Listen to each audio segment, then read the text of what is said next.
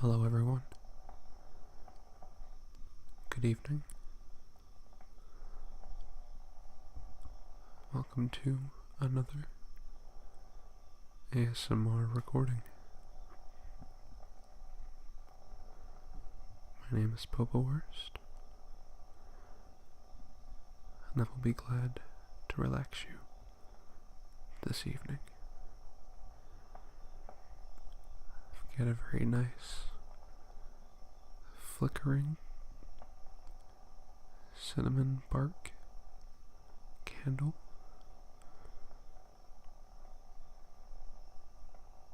You may hear it in the background.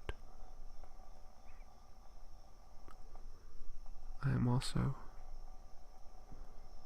in our side room today, so you may hear some gentle breeze,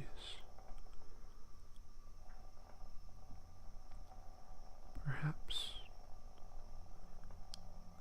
nature sounds.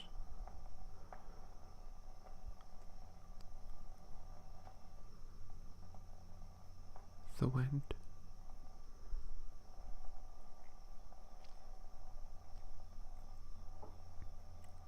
And today, what I'd like to do for all of you is to recite to you one of my favorite songs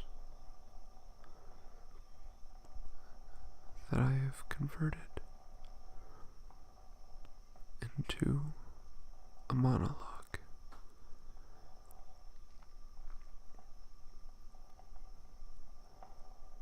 It is called Albuquerque. It is created by Weird Al Yankovic. I hope you all enjoy.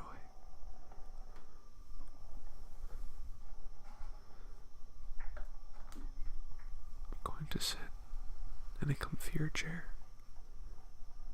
to read to you.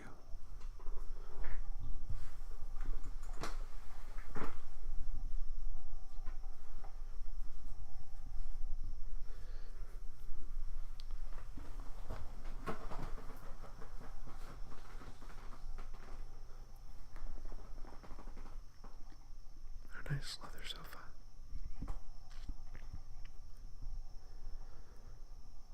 Okay.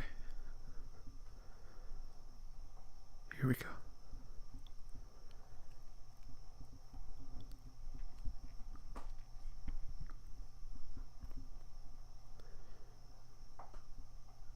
Way back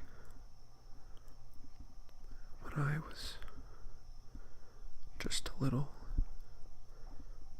boy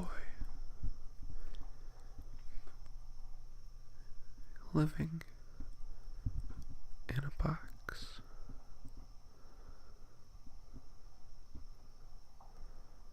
under the stairs in the corner of the basement of the house, half a block down the street from Jerry's bait shop. You know the place.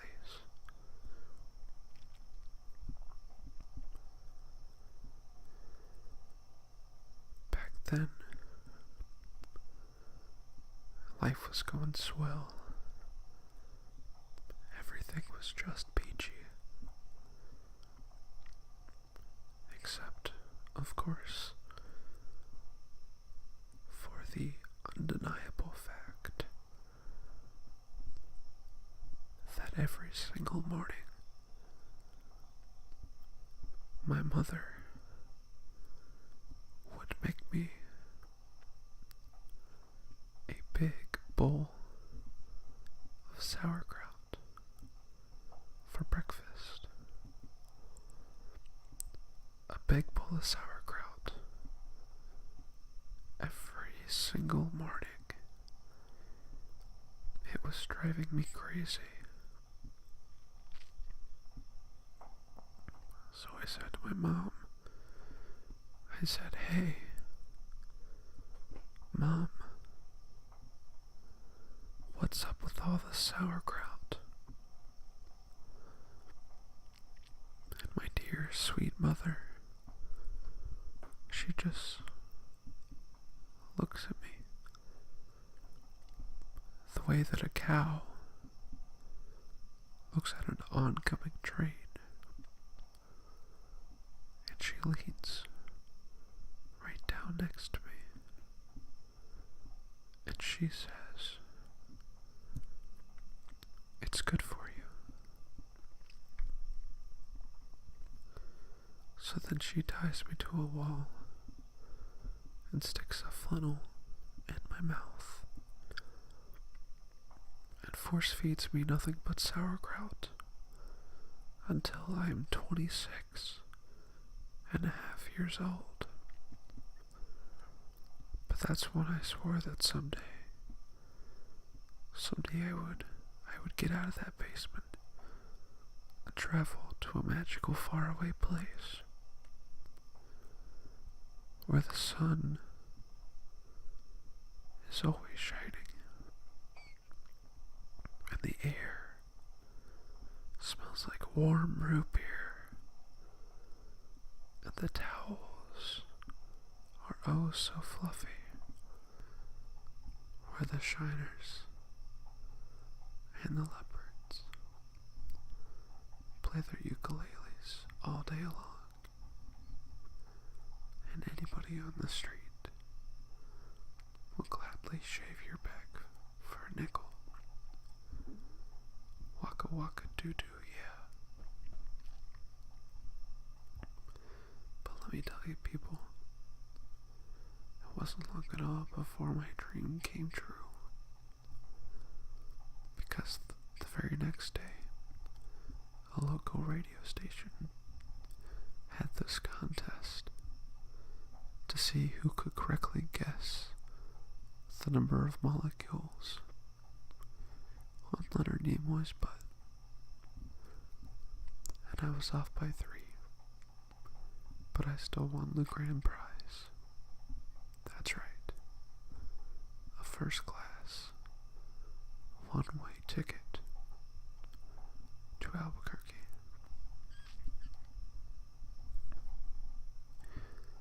You know, I've never really been on a real airplane before. And I gotta tell you, it was really great.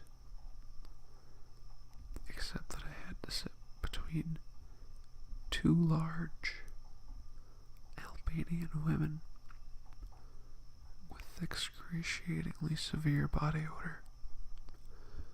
And the little kid in back of me kept throwing up the whole time.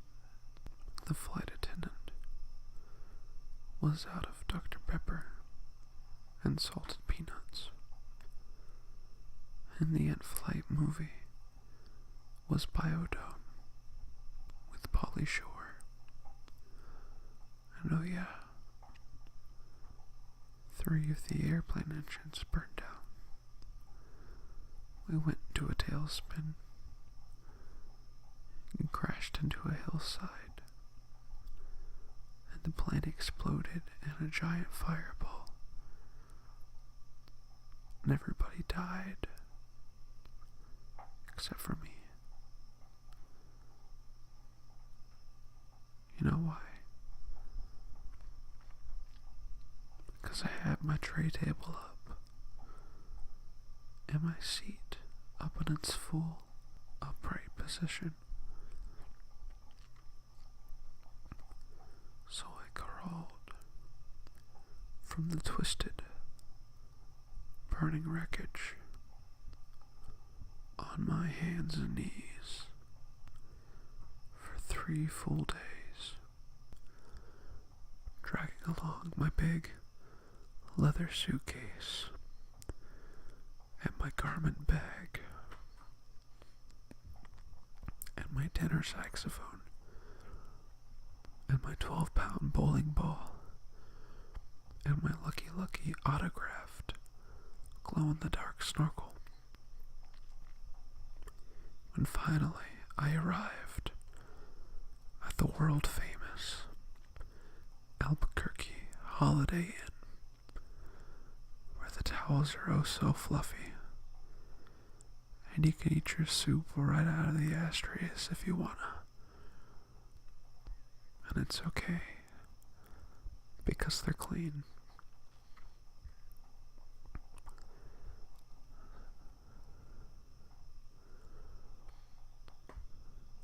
So I checked into my room, and I turned up the AC, and I turned on the Spectrovision, and I'm just about to eat that little chocolate mint on my pillow that I love so very, very much, when suddenly there's a knock at the door. Well, now who could that be? I say, who is it? There's no answer. Who is it? There's no answer. Who is it? They aren't saying anything. So finally, I go over and I open the door, and just as I suspected, it's some big fat hermaphrodite with a flock of seagulls haircut and only one nostril. I hate it when I'm right. So anyway, he runs into my room and he grabs my lucky snorkel, and I'm like, hey, you can't have that. That snorkel's been just like a snorkel to me. And he's like, tough. And I'm like, give it. And he's like, make me. And I'm like, okay. So he grabs my leg, and I grab his esophagus, and he bit off my ear, and I chewed off his eyebrow, and he took out my appendix, and I gave him a colonic irrigation. Yes, indeed. You better believe it. But somewhere in the middle of it all, the phone got knocked off the hook. 20 seconds later, I heard a familiar voice. And you know what it said? I'll tell you what it said. It said, if you'd like to make a call, please hang up and try again. If you need help, hang up and then tell your operator.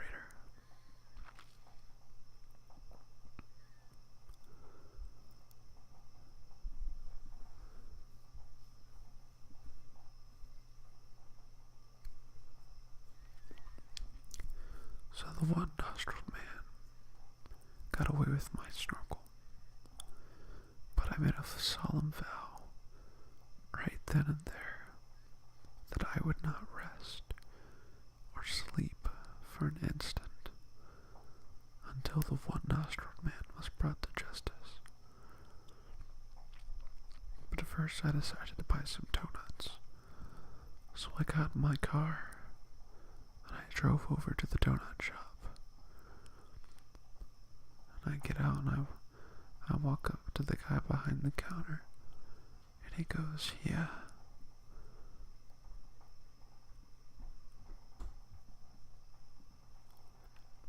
What do you want?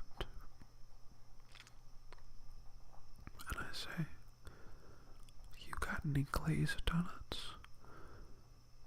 And he goes, no, we're out of glazed donuts. And I'm like, you got any jelly donuts? And he goes, no, we're out of jelly donuts. And I'm like, you gotta eat Bavarian cream-filled donuts. And he's like, no, we're out of Bavarian cream-filled donuts. I say, you got any cinnamon rolls? He says, no, we're out of cinnamon rolls. I ask him, you got any apple fritters?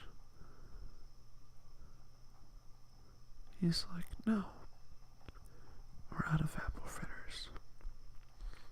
I say, you got any bear claws? He says, wait a minute, I'll go check.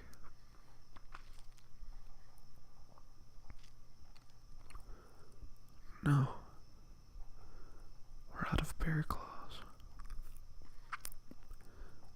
I say, well, in that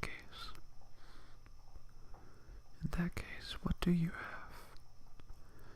And he goes, all I got right now is this box of 12 starving, crazed weasels. And I said, okay, I'll take that. So he hands me the box, and I open up the lid, and the weasels jump out, and they immediately latch onto my face and start biting me all over.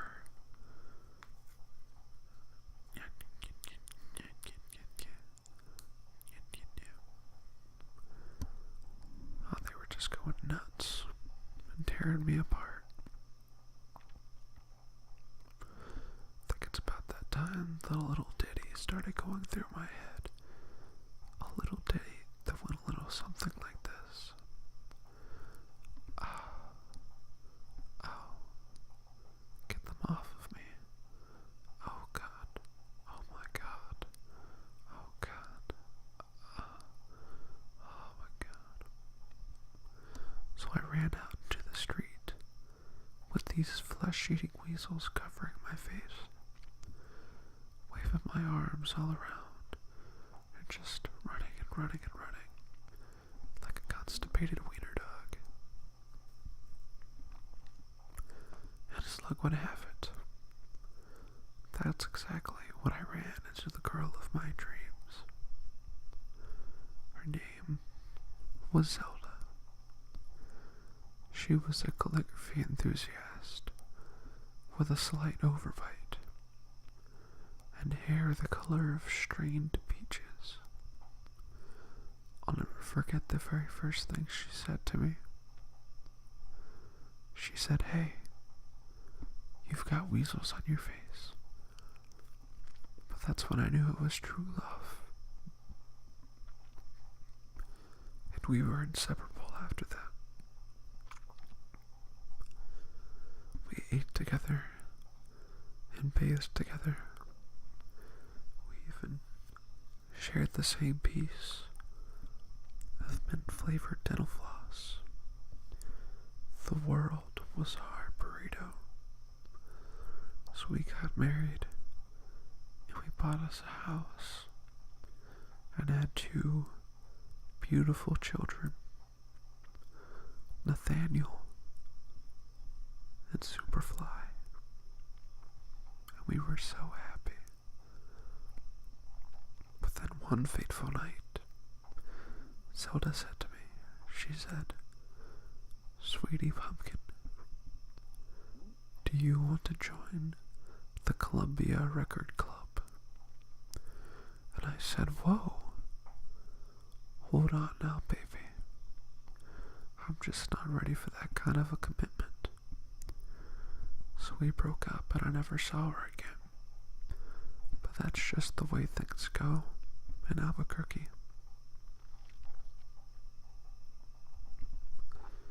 But you know, it wasn't long after that before I finally achieved my lifelong dream.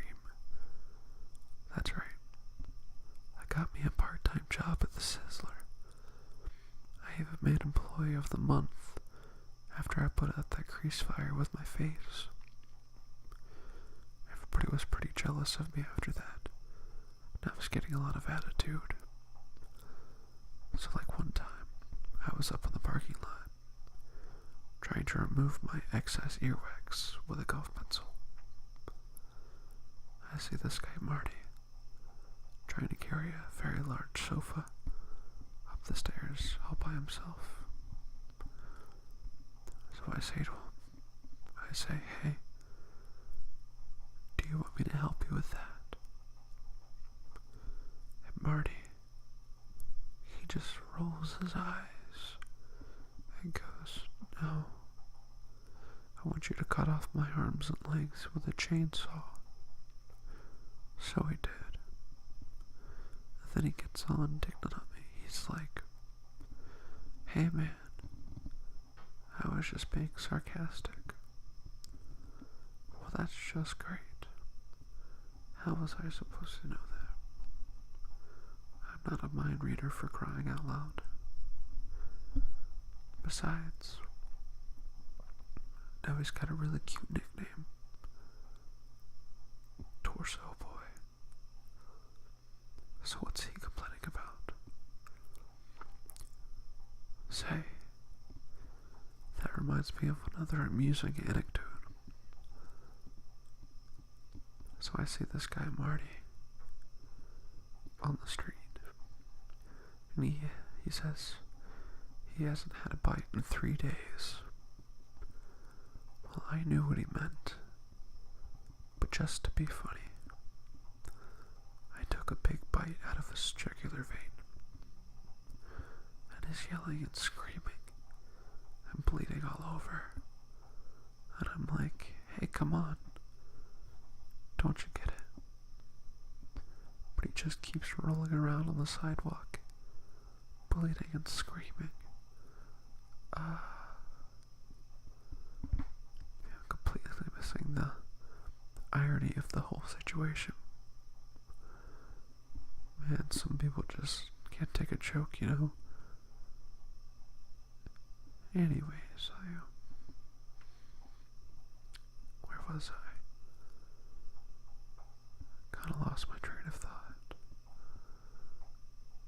Okay, anyway, well, I know it's kind of a roundabout way of saying it, but I guess the whole point I'm trying to make here is I hate sauerkraut. That's all I'm really trying to say. And by the way, if you ever wake up and happen to find yourself in an existential quandary full of loathing and self-doubt